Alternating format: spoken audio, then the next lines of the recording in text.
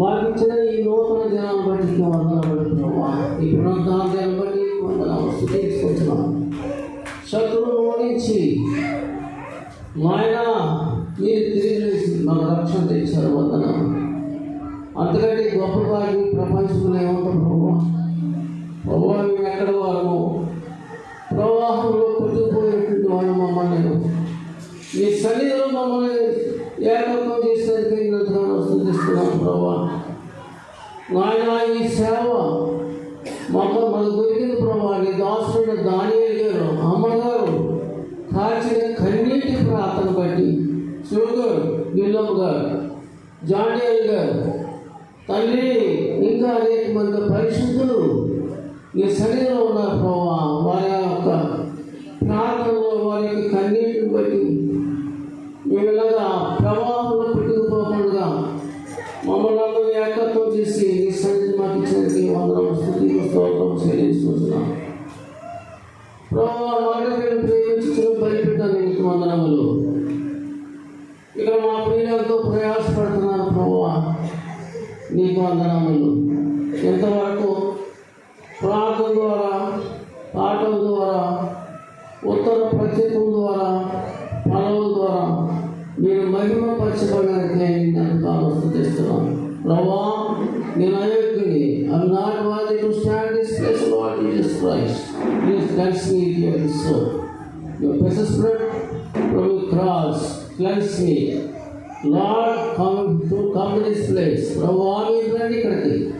ఈ ఆవరణంతా మీ సన్నిధి ఉంచండి ప్రభా. నీ ఆత్మపూర్ణంగా చేయండి. పరిశుద్ధ ఆత్మ అగ్ని దిగండి. ప్రతి ఒక్కరి మీద పరిశుద్ధాత్మ వాడండి ప్రభా. తండ్రి మీ సన్నిధి మాకు ఇచ్చావు. వాక్యం లేదు ఎక్కడ ప్రభా. ఎక్కడ ప్రభావ నేను మహిమపరచు కాదు అని నిన్ను మహిమపరిచే బాధ్యత మాకు దయచేయండి. నీ సేలు చాటు మహిమపరచండి. నా నోటిగా ఉండండి. వాక్యానుసారం బ్రతుకున్నప్పుడు మాకు అనుగ్రహించండి, సహాయం చేయండి.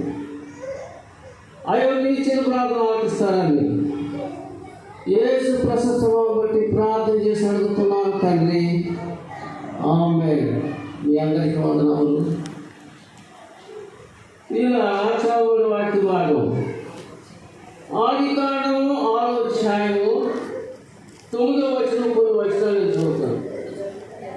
నోవహు వంశావళిది. నోవహు నీతిపరుడు, తన తరంలో నిందారహితుడై ఉండెను.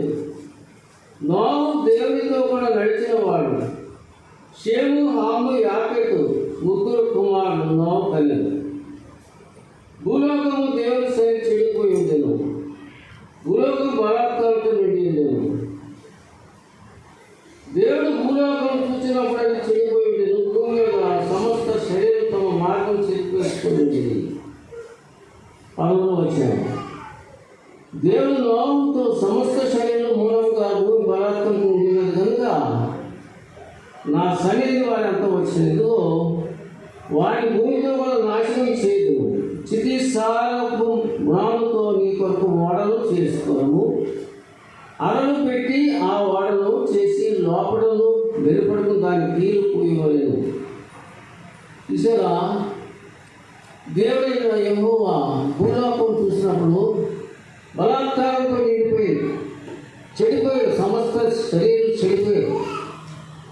దేవుడు మాట్లాడుతున్నాడు నోవహుతో, నీ ఒక్కడే నీతిమంతుడు అన్నట్లు. ఈ తరంలో నువ్వు ఒక్కడే నీతిమంతుడు. కాబట్టి భూమిని నేను నాశనం చేయాలనుకుంటున్నాను. కాబట్టి సమస్త మూలంగా శరీరం మూలంగా భూమి బలాత్కారం నిన్నది. వారిని మరి అంతం చేసేస్తున్నాడు. అంతం వచ్చిస్తున్నది. చితిసారకము మ్రానుతో నీ కొరకు ఓడలు చేసుకోండి. అలలు పెట్టి ఆ ఓడలు చేసి లోపల వెలుపడి దానికి తీరిపోయాయి. చితిసారపు మ్రానుతో నీ కొరకు ఓడలు చేసి. చితిసారపు మ్రాను అంటే ఇది ఇంగ్లీష్లో ఏమంటాడంటే గోబర్ వుడ్. ఈ గోబర్ వుడ్ అనేది ఇంగ్లీష్లో ఉంటుంది. తెలుగులో దీన్ని ట్రాన్స్లేషన్ చేశారు. ఇది యాక్చువల్గా దీని పేరు గుగ్గిలం కాదు. గుగ్గిలం అంటే మన గుగ్గిలం కాదండి. ఆ గుగ్గిలం మా దేశంలో దొరుకుతుంది కాబట్టి అది చాలా సుగంధ ద్రవ్యంతో వాసన కూడిన అది కలప. దాంతో ఓడను సేవయ్య అన్నాడు. ప్రభు కూడా కొలవ ఇచ్చాడు. దాని పొడవు ఎంత అంటే 133 మీటర్లు. ఆ మూలలో ఉన్నాడు. కానీ ఇప్పుడు దీన్ని మరి మెజర్మెంట్స్ మన ప్రకారం చూస్తే 133 మీటర్లు పొడవు, వెడల్పు 22 మీటర్లు, ఎత్తు 33 మీటర్లు. అంత ఓడ కట్టమన్నాడు ప్రభు. ఎందుకంటే అక్కడ ఉన్నవారితో నశించిపోకుండా వారి కొరకు, కొన్ని జంతువుల కొరకు మరి ఓడలు తయారు చేసుకోండి అని చెప్పాడు. అయితే దీనిలో నోహు ఎంతో సేవ చేశాడు. అక్కడ అంటే అంత వచ్చేస్తుంది అని సువార్త బోధించాడు. కానీ ఎవడో వినలేదు. అప్పుడు కూడా వినలేదు. కానీ అంతం వచ్చింది. ఆఖరు సమయం వచ్చేసేటప్పటికి మరి కరెక్ట్గా కట్టేశాడు. మూల కట్టేశాడు. 3 అలలు పెట్టాడు. పై ఆలయము నోవహు కుటుంబానికి, మధ్య ఆలయమేమో మరి వాళ్ళ పశువులకి ఏమో కింద ఫస్ట్ ఫ్లోర్. సెకండ్ ఫ్లోర్లో వారికి కావాల్సినవన్నీ కూడా పశువులకి, మనుషులకి కావాల్సినంత గ్లాసులు పెట్టుకున్నాడు. కాబట్టి అంతం వచ్చేసింది. ఆ దేవుడు ఆయన చెప్పాడు, ఎంతో బాగా చేసింది. ఎవడే వెళ్ళలేదు. కానీ జంతువులు ఉన్నాయి. ప్రభు ఏం చెప్పాడంటే మరి ఆడమోగ జంతువులు ఉన్నాయని కూడా వాడు తీసుకోవే. ఇద్దరు పక్షులు కూడా అలా తీసుకోమన్నాడు. వాటికి అయ్యే వచ్చేసింది. దేవుడు మాటింది. ఏదైనా తుఫాను వచ్చిందనుకోండి, మన సునామీ వచ్చింది. అది 5-6 సంవత్సరాల క్రితం ఎక్కడ సునామీ వస్తే పశువులు తెలిసిపోయింది. పశువులు తెప్పుకుపోయి పారిపోయి అక్కడ ఉండేది. యోగ గ్రంథంలో కూడా ఉంది. పశువులు తెలిసిపోతాయంట. పశువులు తెలిసిపోతాయి. ముందర దేవుడు వాళ్ళు గ్రహించారు. పశువులు కన్నా తెలిస్తే కానీ మనుషులకు మాత్రం తెలియదు. ఎంత చెప్పినా కానీ ఈ చెవిని ఆ చెవిని విడిచిపెట్టారు. సరే, చికిత్సకు మూలాల గురించి చూద్దాం. 37 ఆదికాండం 37 వచ్చింది. ఆదికాండం 27 37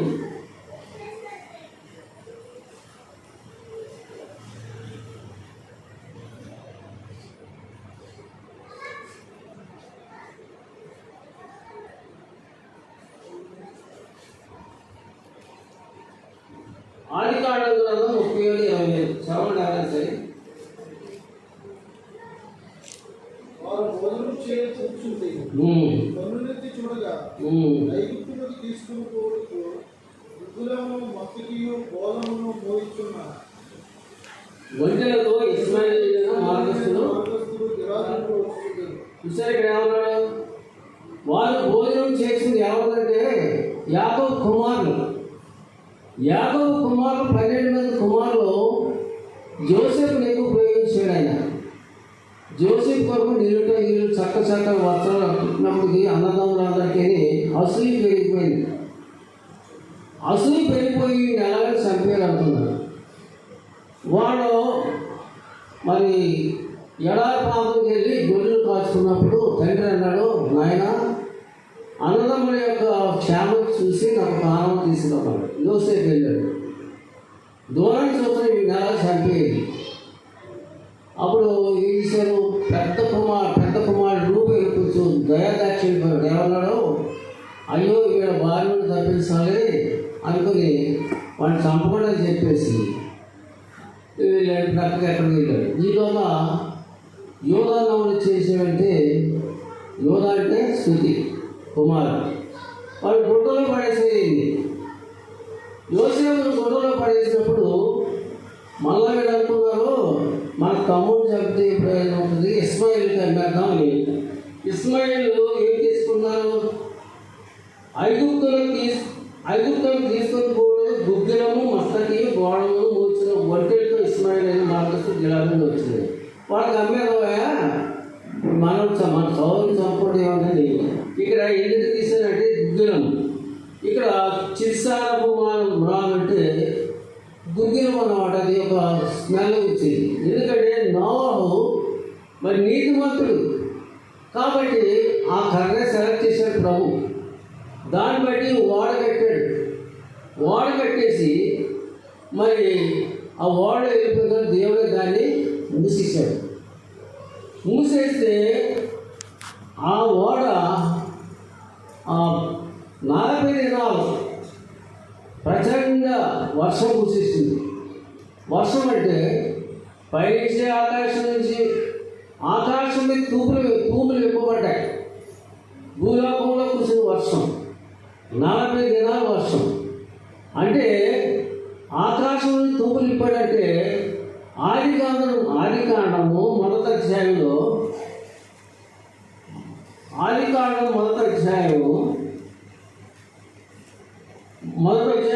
వచనం చదవండి ఎవరన్నా.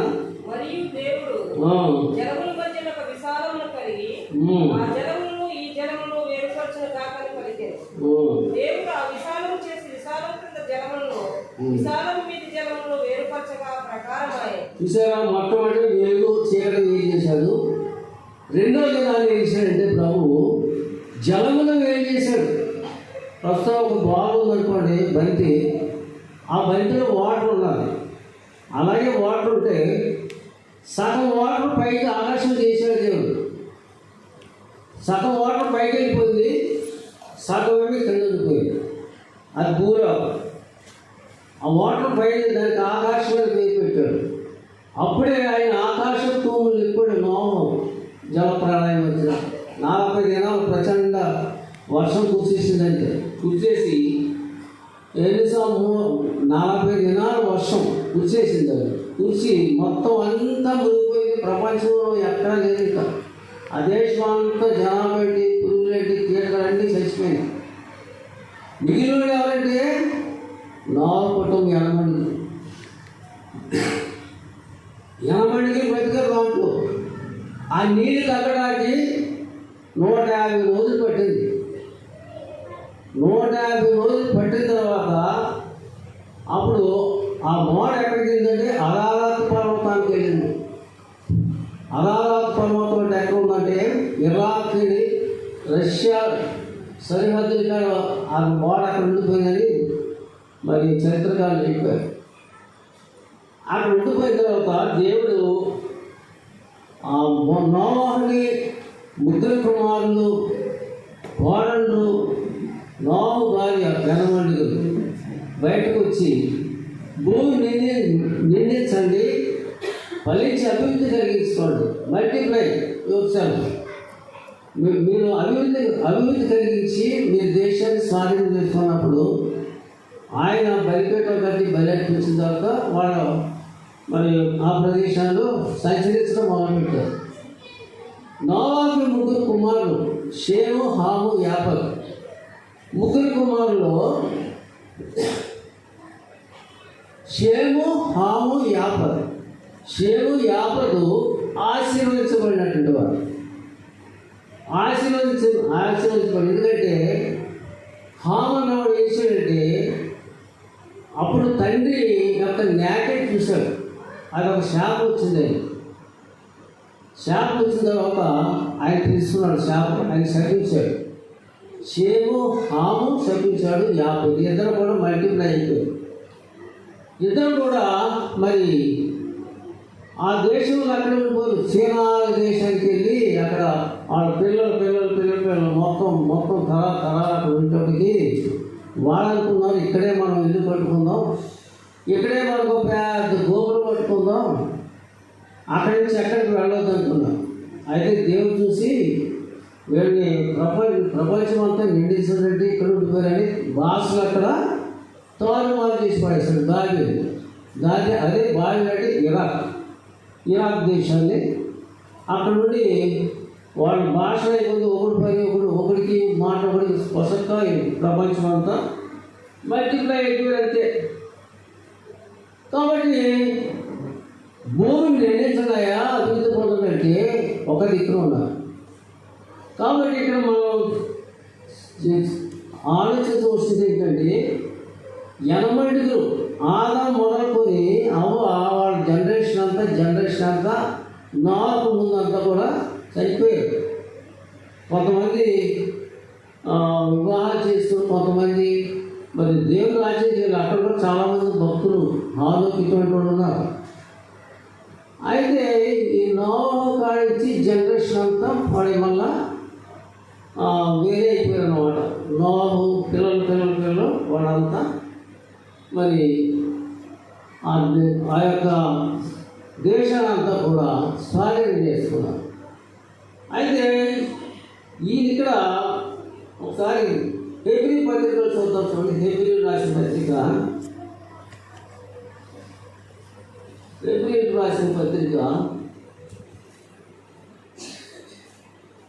209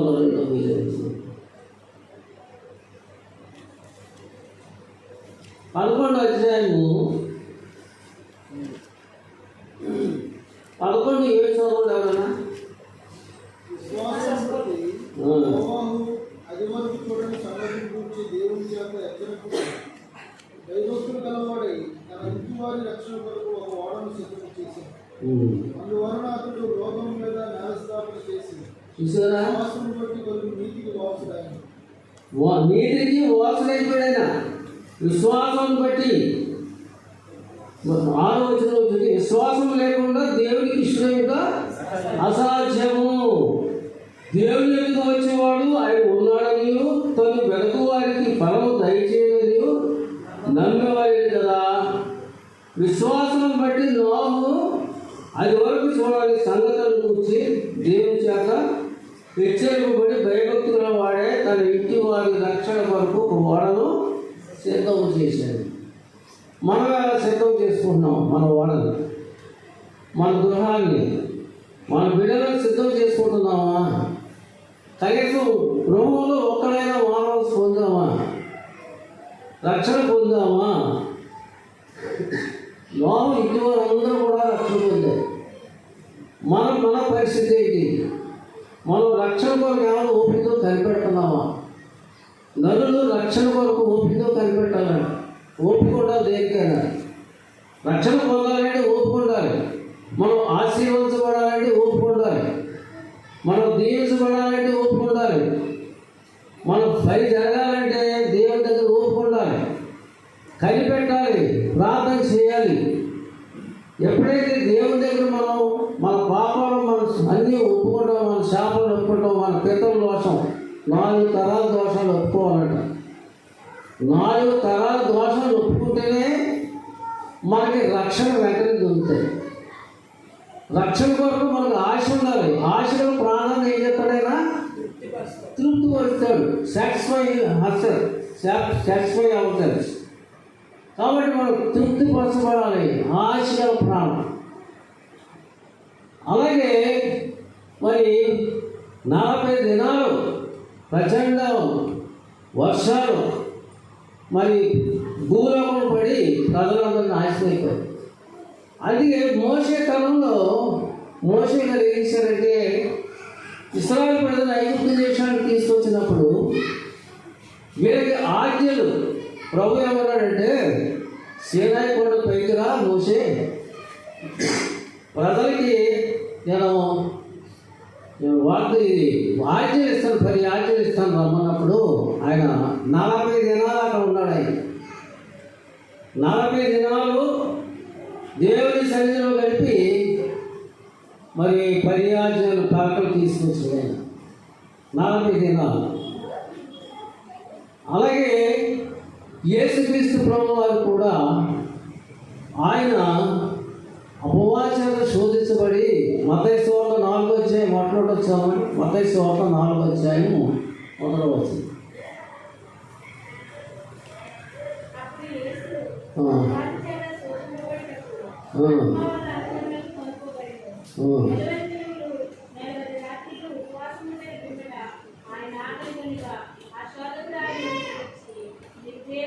చాలా చూసారా, యేసు ప్రభువులు 40 దినాలు ఉపవాసం ఎదుర్కొన్నారంటే సాతాను జయించడానికి, ఆయన శ్రమలను ఎదుర్కొనే శ్రమను జయించడానికి వెంటనే సైతాన్ వచ్చాడు. ఉపవాసం ఎప్పుడైతే చేసామో సైతాన్ వచ్చేస్తూ ఉంటాడు. కరెక్ట్గా ఏదో నీ ఉపవాస ప్రార్థన చేపట్టాలి. ఆయన 40 దినాలు 40 రాత్రులు ఉపవాసంలో మనం ఉండగలము, 4 రోజులు ఉండగలము ఉపవాసంలో. శనివారం ఒక రోజు ఉండడానికే చాలా కష్టమైపోతుంది చాలామంది. కాబట్టి మనకు ఉపవాసం లేకుండా ఏది జరగదు. పెద్దవాళ్ళు అయిపోయారు, వృద్ధులు అయిపోయారు, వేరేసాను వాళ్ళ ప్రాబ్లం లేదు. ఎందుకంటే వాళ్ళు కొంచెం సిక్ పీపుల్ కూడా పర్వాలేదు. కానీ అంతా ఆరోగ్యం ఇచ్చాడు, శక్తి ఇచ్చాడు, బలం ఇచ్చాడు, అన్ని ఇచ్చాడు ప్రభు. ఎందుకంటే ఉపవాస ప్రార్థన అనేది చాలా ఇంపార్టెంట్. ఎప్పుడైతే ఉపవాసం మనం ప్రార్థన చేసామో మన కార్యాలు ఆటోమేటిక్గా వెళ్ళిపోతాయి. ఉపవాసం ఒక స్త్రీ, ధైర్యపడి స్త్రీ వచ్చింది యేసుప్రభు దగ్గరికి. యేసుప్రభు దగ్గర కాబట్టి ముందు శిష్యుల దగ్గరికి వెళ్ళింది. అయ్యా, నా కుమార్తె దయ్యం పెట్టింది, మీరు దయ్యాన్ని వదలటమంటే ఆ శిష్యులు ఎవరో చేయలేదు. ప్రభు దగ్గర తీసుకొచ్చాడు. ప్రభువా, మీ శిష్యుల దగ్గరికి వెళ్ళాం కానీ ఏమి కాలేదు అంటే, అప్పుడు ప్రభు ఏమంటాడు తెలుసా? విశ్వాసం లేని మూర్ఖతనం వల్ల. నిజంగా మాట నిజంగా ఆ మాట నేను తగినండి అనుకుంటాను. విశ్వాసం లేని మూర్ఖతనం వల్ల ఎంతకాలం కానీ ఎంతవరకు సాగిస్తాను. నా దగ్గరికి తీసుకొచ్చినప్పుడు వెంటనే బాగు చేశాడు. యేసు ప్రభుత్వం ఉన్నారు, తింటున్నారు, తాగుతున్నారు, అన్ని చేస్తారు. ఆ క్రియలు విశ్వాసం నేర్చుకోవాలి శిష్యులు. ఆయన చనిపోయే వాళ్ళు కూడా శిష్యులు విశ్వాసం నేర్చుకో. అలాగే మనం వాళ్ళు నేర్చుకోలేదు, మనకి ఇంకా ఆయన తోటి ఉన్నాడు కాబట్టి ప్రొటెక్షన్ ఉంటుంది. ఎప్పుడైనా ఆయన వాళ్ళ శిష్యుని ఏర్పాటు చేసుకున్నారు. అయితే మోసే విషయంలోకి వెళ్దాం చూడండి. మోసే 40 దినాలు అక్కడ ఉన్నప్పుడు మోసతో ప్రభు ఏం ఉన్నాడంటే, మోసే మందసం చేయవయ్యా అన్నాడు. మందసం ఎన్ని అడుగులు? 110 సెంటీమీటర్లు. 110 సెంటీమీటర్లు. తర్వాత వెడల్పే 46 సెంటీమీటర్లు, ఎత్తు 66 సెంటీమీటర్లు ఇచ్చాడు. ఆ మందసం తయారు చేసి ఆ మందసం దేనిలో చేయమన్నాడు? ఎవరైనా చెప్పగలరా? తుమ్మగారితో చేయమన్నాడు. తుమ్మగారు ఎందుకు ఉపయోగించాడు? ఇక్కడేమో చిత్సారు మారన్నాడు, దుర్గలో కదా.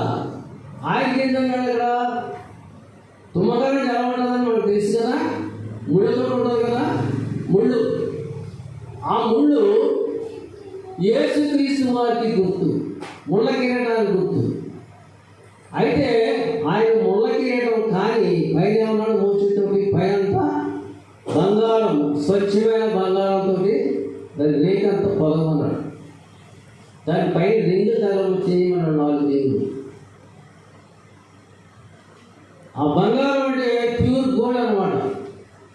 దాంట్లో కల్తీ లేని బంగారం చేసి అది ఆ మందసానికి తొడగాలి అని చెప్పాడు. అంటే దాని అర్థం ఏంటి? యేసుప్రభు వారి యొక్క జీవితం ఎటువంటిదంటే పవిత్రమైంది, పాపం లేనటువంటి వాడు. కాబట్టి ఆ మందసానికి రేకు, బంగారపు రేకు, శుద్ధ సువర్ణము గల రేకు ఇస్తారన్నమాట. ఆయన మనసు కూడా ఆయన పాపం లేని వ్యక్తి. ఆ మందసమే అది యేసుప్రభు వారికి గుర్తు. ముళ్ళ కిరీటం పెట్టుకున్నందుకు గుర్తు. ఎందుకు వచ్చాడండి ఈ లోకానికైనా? మన కొరకు ప్రాణం అర్పించడానికి వచ్చాడు, శ్రమపడడానికి వచ్చాడు, సుఖపడడానికి రాలేదైనా. సుఖపడేవాడైతే ఆయనకి ఎంతో దూరం ఉన్నారు. ఫైట్ చేయటం ఎలాగైనా సరే భూలోకంలో రక్తం కాల్చాలి, పరిశుద్ధ రక్తం పెట్టాలి. సాధారణకి అదొక పెద్ద దెబ్బ రావడానికి. అది ప్రజల్ని నరకానికి తీసుకెళ్ళిపోకుండా ఉండాలంటే యేసుక్రీస్తు వారు రక్తం, పరిశుద్ధ రక్తం పెట్టాలి ఈ లోకానికి వచ్చి. కాబట్టి ఆ రక్తం పెట్టడానికి ఆయన ఈ లోకానికి వచ్చాడు, మనల్ని రక్షించాడు. తుమ్మగారుగా ఈ సాదృశ్యం. కాబట్టి ప్రభువారు మనం నమ్ముకున్నప్పుడు మన పాపాలు క్షమించాడు. లేకపోతే సైతాన్ని ఎప్పుడో మింగేది. ఆయన కనుక రక్తం కాల్చకపోతే సాతాను ఓడిపోయాడు. ఎంతైనా ట్రై చేశాడు, సాధ్యమైనంత వరకు ట్రై చేశాడు. ఏదో విధంగా ఆయన్ని ఒక మాటతోనే దేవుడు పట్టుకోవాలనుకుంటు, కానీ ఆయన ఒక్క మాట కూడా ఎదురు పలకలేదు. ఒక మాట ఛాలెంజ్ చేశాడు ఆయన, నాలో పాపం ఉందని ఎవరైనా మీరు రుజువు చేయగలరా, ఎవరైనా చెప్పగలరా అంటే ఎవరో మాట్లాడలేదు. అటువంటి తుమ్మగల ఆ బలిపెట్టడానికి దేవీశ్వరం వారి సాదృశ్యం. అలాగే సొలొమోను కట్టిన మందిరం, సొలొమోను కట్టిన మందిరం దేవుడు పెట్టాడని చెప్పగలరా? సిడర్ ఉంటాడు అంటే దేవదారు వృక్షం. దేవదారు చెట్లు అంటే మన చెట్ల దేవదారు వృక్షాలు కాదు ఇక్కడ. ఇది అది లెబనాన్లో ఉంటాయి, తెల్లగా బయట కూడా అన్నమాట. ఆ దేవదారు మ్రానులతో దేవుని మందిరం కట్టాడు. వెడల్పు 9 మీటర్లు, ఎత్తు 13.5 మీటర్లు. కాబట్టి హైట్ 25 మీటర్లు పొడవు. ఆ మెజర్మెంట్స్ ప్రకారంగా దేవుడు ఇచ్చిన మెజర్మెంట్స్, నోవాకి ఇచ్చిన మెజర్మెంట్స్, మోషేకి ఇచ్చిన మెజర్మెంట్స్, ఎవరికి? సొలొమోనుకి ఇచ్చిన మెజర్మెంట్స్. ఆ ప్రకారంగానే కట్టిన మందిరం. అది తెల్లగా వాడడం. లెబనాన్ వృక్షాలు, దేవదారు వృక్షాలు చాలా స్ట్రాంగ్ ఉంటాయి. దాంతో కట్టి లోపలంతా బంగారంతో, డైమండ్ తోటి అన్ని డెకరేట్ చేశారు. దేవుడు చేయమన్నాడు, తెల్ల కట్టారు. ఆ మందసమే దాంట్లో పెట్టారు. మోషే తయారు చేసిన మందసం అది ఎవరో ఆ మందసం లేవీయులు పోయారు. యాజకులు లోపల ఉంటారు, యాజకత్వం చేయాలి. లేవీయులు మందసం పోయారు. మిగతా వారు మరి సంగీత వాయిద్యాలు వాయించేవారు కూడా లోపల, సైనికులు బయట ఉంటారు కాపలా.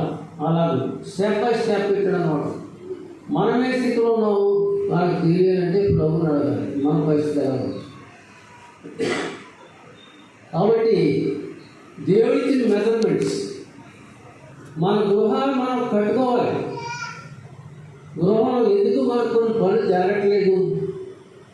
నేను వ్యవసాయం చేస్తున్నాను, లాస్ వచ్చేస్తుంది. ఏంటి? What is this? దీనికి కారణం ఏంటి? నువ్వేం చేయాలి? లేకపోతే నాకు ఈ వివాహం చేయాలి, ఎక్కడ చేయాలి? లేకుంటే మేము ఏదో పని మొదలు పెట్టాలి. అని ఏ పని అయినా సరే ప్రభు దగ్గర మనం కొంచెం కనిపెడితే మనకు అన్ని సక్సెస్. చాలామందికి మనం ఏంటంటే ఎంతసేపు చేయమంటే అంత కనిపెట్టి సమయం ఎక్కడ ఉందండి? సమయం చాలా వ్యర్థం చేస్తున్నారు చాలామంది కూడా.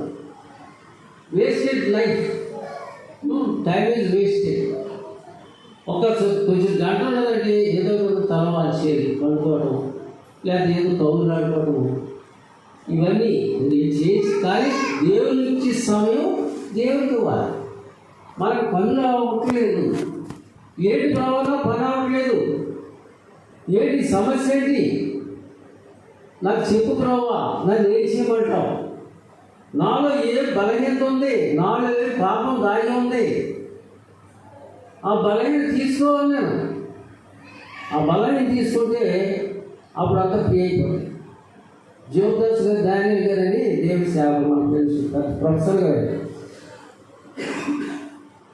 ఆయన మాట చెప్పాడు, పాపాలు ఒప్పుకోవడానికి చాలామంది సిగ్గుపడతారు. చాలామంది సిగ్గుపడతారు. ఇద్దరు ముగ్గురు ప్రార్థన చేసినప్పుడు, ఇదిగో నా పాపాలు ఒప్పుకుంటే పక్కన ఏమనుకుంటారు, వీళ్ళేమనుకుంటారు, అదొక సిగ్గు. అదొక సిగ్గు అనే దెయ్యం. దెయ్యాలు ఎన్ని రకాలు ఉన్నాయంటే చాలా రకాలు ఉన్నాయి. దెయ్యాలు టాప్ దెయ్యం, ఎక్కువ మాట్లాడే దెయ్యం, నిద్ర దెయ్యం, తిండి దెయ్యం, వస్త్రాలు దెయ్యం, ఖాళీగా తిరిగే దెయ్యం, చాట్ చూసే దెయ్యం, సెల్ ఫోన్ అడిగి చూసే దెయ్యం. దెయ్యాలు ఎక్కువ ఉన్నాయండి ఈ లోకంలో. ఆ దెయ్యాన్ని బట్టి ప్రజలు ముందుకు రాలేకపోతున్నారు. కాబట్టి ఏదైనా సరే తెగించాలి. యేసుప్రభు వారు శిలువలో చనిపోయిన తర్వాత ఆయన బాడీ తీసుకోవాలి. ఆయన దేహం అయిపోతా ఈ యోసేపు ఏం చేశాడంటే తెగించి పిల్లల దగ్గరికి వెళ్ళి యేసు దేహం నాకు ఇమ్మంటే ఆయన ఇచ్చాడు. దేనికైనా తెగించాలి. నువ్వు తెగిస్తేనే దేవుని ఆత్మీయంలో పనిచేస్తుంది. నువ్వు తెగిస్తేనే నీకు పని జరుగుతుంది. నువ్వు తెగిస్తేనే నీ కుటుంబం రక్షించబడుతుంది. అవన్నీ పక్కన పెట్టేది. నాకు రక్షణ కావాలి, ఈ మందిరికి వచ్చి సపరేట్గా ప్రార్థన చేయి. దేవుడు ఎందుకు నీకు మాట్లాడతాడు? దేవుడు మాట్లాడతాడు. ఎందుకంటే దుష్టశక్తులు కొన్ని ఏం చేయాలంటే ప్రార్థన చేయలేము. ప్రార్థన చేయకోకుండా అలాగే టైంపాస్ చేసేది. నోవహు అలా చేయలేదు, నీతిమంతుడే అయ్యాడు. కుటుంబానికి వాడు కట్టుకున్నాడు, ప్రార్థన చేసుకుని ప్రార్థన కట్టుకున్నాడు, దేవుని గృహాల్లో పెట్టుకున్నాడు. కాబట్టి ఆయన రక్షించబడ్డాడు. మనం రక్షించబడాలి, రక్షణ వాగ్దానం సంపాదించుకోవాలి. కాబట్టి ఆ రక్షణ వాగ్దానం సంపాదించుకోవాలంటే మనం చేయవలసిన కొంచెం కష్టపడాలి. ఉపవాస ప్రార్థన ఎంతో విలువైంది. కాబట్టి ప్రార్థన ద్వారా మనం దేవుని ఆత్మ సంపాదించుకుంటాం. అప్పుడు సిగ్గు అనేది మనిషికి సిగ్గు అనేది దయ్యం. వాళ్ళేమనుకుంటారు, వీళ్ళేమనుకుంటారు అనుకున్నావా అంతే, క్లోజ్. దేవుని ఆత్మ పనిచేయదు. కాబట్టి దేవునికి సమయం దేనికి ఇవ్వాలి. అలాగే మోషే గారు కూడా 40 దినాల నుండి పరియాజన తీసుకొచ్చాడు. ఎంత రాత్రి పోవాళ్ళు అక్కడ అది భోజనం దేవుడు ఉన్నాడు కాబట్టి ఏ ప్రాబ్లం లేదు. అలాగే 40 దినాలు యేసుప్రభు ఉపవాసం ఉన్నారు. సైతం శోధించింది. ఆకలి అయిపోతే రాళ్ళని రొట్టెలు చేసుకుని తినమన్నారు. మనుషుడు రొట్టె వల్ల కాదు కానీ దేవుని నోటి నుండి ప్రతి మాట కూడా జీవిస్తాడు. ఎందుకు జీవితం ఆయన చెప్తాడు. రెండోసారి కూడా శోధించాడు. లోకరాజ్యాలను చూపించి ఇది ఇష్టం, నాకు నమస్కారం లేదు. పై శిఖరాలు తీసుకెళ్ళి అక్కడికి కిందకి దువ్వు దోతలు వచ్చి పట్టుకుంటాం. 97 దానికి ఉంది కదా, దోతలు నిన్ను పట్టుకుంటాయి. నువ్వు పైనుంచి కింద పడినా దోతలు నిన్ను పట్టుకుంటాయి. కాబట్టి ఇన్ని శోధనలు కూడా ఆయన జయించాడు. ఆకలితో కూడా జయించాడు, ఆ లోకాన్ని చూసి జయించాడు. మరి వాడి శోధనలు వచ్చి శోధించినప్పుడు కూడా జయించాడు.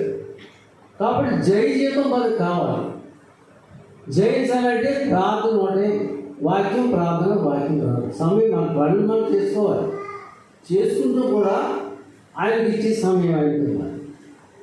మనం ఏదైనా ఒక కార్యం తలపెట్టామనుకోండి, ఆ కార్యం నుంచి ఏంటి ప్రభావ చేయొచ్చా చేయకూడదు, ప్రభు నడిపిస్తారు. అది చేయకూడదంటే లాసు నష్టం వస్తుందంటే దేవుడు మాట్లాడు. ఎక్కువగా ప్రార్థన చేస్తే దేవుడి కార్యం జరుగుతుంది. కాబట్టి నోవహు కూడా మరి ఓడ కట్టుకున్నాడు. మనం కూడా ఓడ కట్టుకోవాలి. మన బిడ్డలకి కంచి, మరి మన బిడ్డలకు కూడా మనం కంచేసుకోవాలి. గోధుమ పట్ట కట్టుకుంటే మరి గోధుమ పట్ట వేసుకుని ప్రభు దగ్గర లోపల ప్రార్థన చేసుకుంటే దేవుడు ఇంకా గొప్ప కార్యం చేస్తాం. ఇప్పుడైనా మీరు ఉపవాసం ఉంటే ప్రార్థన చేస్తే దేవుడి కార్యం వింటాడని యోవేలు గ్రంథం చూడండి ఒకసారి. యోవేలు 2వ అధ్యాయము 12 చదవండి. యోవేలు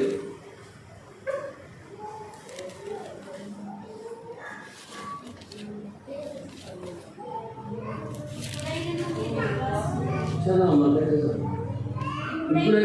ఇప్పుడైనా మీరు ఉపవాసం ఉండి కన్నీరు విడుచుచు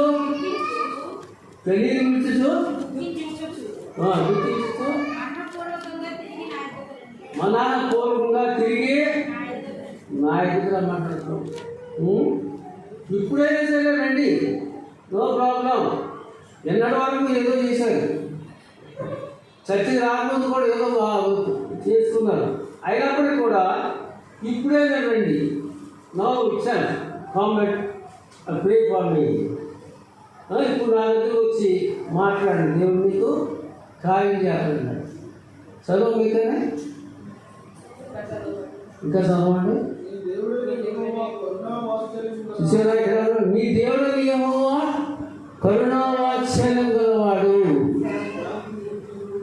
అవునండి, శాంతమూర్తి, అత్యంత కృప గలవాడు.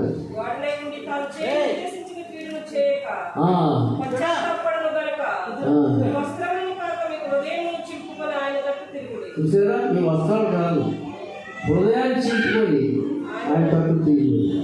ఆయన కరుణావాత్సల్యం గలవాడు కాబట్టి, కరుణావాత్సల్యం గలవాడు కాబట్టి ఆయనకి ఎన్ని డిగ్రీలు వచ్చిన శాంతమూర్తి, అత్యంత కరుణ గలవాడు. కాబట్టి ఇప్పుడైనా మీరు ఉపవాసం ఉండి కనీసం తిరిగితే మీ మనం వింటాం నడపడం.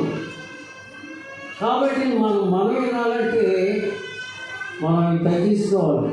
తగ్గించుకునేవాడు హెచ్చించేవాడు. వాడంగా వీడంగా చూస్తే మనకు రాదు. వాళ్ళంగా బంధువులంగా ఎక్కువగా బంధువులతో ఉండకూడదండి.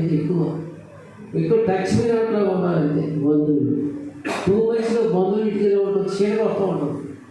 ప్రతి చాలా గృహాల్లో చీడ ఉంటుంది. దయ పడుకుంటే మైండ్ బ్లాక్ చేసేస్తుందంటే నీకు ప్రార్థన రాను, వాక్యం సదనంలో మరి ఎక్కడికి వెళ్ళాలని ఆశ ఉండదు. కాబట్టి మనం కొన్ని అన్నింటిలోనూ మితంగా ఉండాలి, తగ్గించుకుంటూ ఉండాలి. తగ్గించుకుంటే అప్పుడు మనం దేవుడు హెచ్చించబడతాం.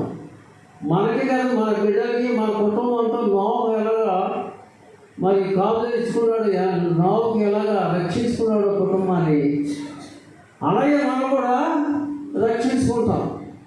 అత్యంత కరుణ గలవారు. కాబట్టి మనం ఎల్లప్పుడూ మన వస్త్రాలు, పూర్వకాల వస్త్రాలు చెప్పుకోరు. అదొక శాస్త్రీయ ఒక విచారకాలానికి సూచన. మన హృదయాలు తగ్గించుకొని మా హృదయాలు చెప్పుకోవాలని, వస్త్రాలు కాదు, హృదయాలు చెప్పుకొని మనం ప్రార్థన చేస్తే దేవుని దగ్గరికి వెళ్తే దేవుడు మనకి గొప్ప కార్యం చేస్తాడు. యేసు ప్రభువు చనిపోయినప్పుడు ఆ శరీరం నుంచి ఆ శవాలు అడగడానికి తెగించాడు. ఎవరైనా తెగించినైనా మీ స్త్రీ చెప్పడమ్మా, స్త్రీ చెప్పండి. ఎవరైనా తెగించి నాకు దేవుడు శవం ఏమన్నాడు, ఎవరు చనిపోయి బాడీ ఏమన్నారు? కరెక్ట్, అడిగిపోతే యోసేపు తెగించి పిల్లలు. మనం ప్రతి విషయంలో తెగించాలి. ఇది ఏదైనా సరే కష్టపడి దేవుడిని ఈ దినాన్ని దేవుడిని ఖచ్చితంగా పట్టుకోవాలని ఇక ఆసక్తి ఉంటే దేవుడి గారు త్వరగా జరుగుతుంది. ఆయన నిజంగా సిరిలో దిగాడు, ఆ బాడీ తీసుకున్నాడు, చక్కగా నారవసరాలు చుట్టాడు, బాడీకి సుగంధమైన పూసాడు, అన్నీ చేసి ఆయన తొలగించుకున్న ఆయన సమాధానం చక్కగా పారిపోయాడు. నిశ్చస్తిగా అయింది. కాబట్టి ప్రతి విషయంలో మనం తెగించాలి. ఇంట్లోకి వెళ్ళామంటే ఎక్కువ మాటలు మాట్లాడటం కూడా చాలా తప్పది. అవసరమైంది మాట్లాడుకోవాలి. టాక్ టు దెయ్యం ఉంటుంది, మాట్లాడే దెయ్యం కూడా మాట్లాడే దెయ్యం ఉంటుంది. మాట్లాడు చాటర్ బాక్స్లో మాట్లాడుకుంటూ ఉన్నాడు. అవసరం లేని కూడా మాట్లాడతారు కొంతమంది. అంటే మిమ్మల్ని కించపరచడం కాదు, కానీ దేవుడు ఆత్మ సంపాదించుకోవడానికి మనం జ్ఞానయుక్తంగా ప్రవర్తించాలి. ముందు మూడు విషయాలు పెట్టినప్పుడు ఫస్ట్ ఏం చేశాడు? ఫస్ట్ మనం చదువుకున్న వాక్య భాగం నోవహు, రెండవదిగా మోషే మందసం యేసు ప్రభు, మూడవదిగా సొలొమోను కట్టిన దేవాలయం. ఆయన కొలతల ప్రకారం కట్టాడు. కాబట్టి ప్రపంచంలో గొప్ప వింత ఉందంటే ఆ ఆధార పర్వతంకి వెళ్ళిపోయి ఓడ అయిపోయినప్పుడు దిగారు. ఆ షీనార్ దేశంకి వెళ్ళారు, ఇరాక్ ఆ ప్రదేశంలో నుండి మళ్ళా దేవుడు ఇచ్చాడంటే ప్రపంచానికి కూడా ప్రపంచం అంతా చాలా దేశం. ఇరాక్ అనేది అక్కడే ఉంది. ఇరాక్ ప్రదేశం అది చాలా మరి పాపులర్ ప్లేస్, అది చాలా హిస్టారికల్ ప్లేస్. ఆ ఇరాక్ ప్రక్కనే ఊరు. ఆ ఊరు ఎవరిదని ఊరనే గ్రామం అబ్రహాం. ఇరాక్ వారు వచ్చింది సారి ఇరాక్ని ఎలైట్స్కి సద్దాం హుస్సేన్ రావడం శుభ్రంగా తుక్కుగా కొట్టేశారని ఆ ఊరిని రక్షించారు. అబ్రహాం ఊరు దగ్గర ఒక బాంబు కూడా వేయలేదు. అక్కడ పక్కనే ఏదైనా తోట, కొంచెం అదే ప్రదేశంలో ఏదైనా తోట ఉంది. ఆదమ దేవుడు కూడా ఏదైనా తోట విషయం చాలా హిస్టారికల్ ప్లేస్ అన్నమాట. ఇరాక్ బాబిలోన్ దేశాన్ని ఏమంటారంటే ఇరాక్ అన్నమాట. ఇరాక్ కాబట్టి దేవుని ప్లాన్స్ చాలా అద్భుతంగా ఉంటాయి. నాకు తెలియదు ఈ వాక్యం ఏంటో మనం ఇప్పుడైనా మీరు ఉపవాసం ఉండి ప్రార్థన చేసి కన్నీటితో మీ వస్తాడు కదా ఉదయం చెప్పుకుంటే ప్రభు మనల్ని కాపాడతాడు, మనల్ని రక్షిస్తాడు, మనల్ని నెమ్మదిస్తాడు, సమాధానం ఇస్తాడు. మనం అడుగుపెట్టిన జీవితంలో మనకి జయిస్తూ ఉంటాడు. వ్యవసాయంలో జయిస్తాడు, వ్యాపారంలో జయిస్తాడు, ఇళ్ళలో జయిస్తాడు, ఉద్యోగాల్లో జయిస్తాడు, అన్నింటిలో జయం. Everything is victory. కాబట్టి మనకు జయం ఇస్తాడు. కాబట్టి మనం ఈ విషయాలు జాగ్రత్త పెట్టుకోవాలి. ప్రార్థన చేస్తున్నాం. దయచేసి అందరూ ప్రార్థనలో ఉండండి.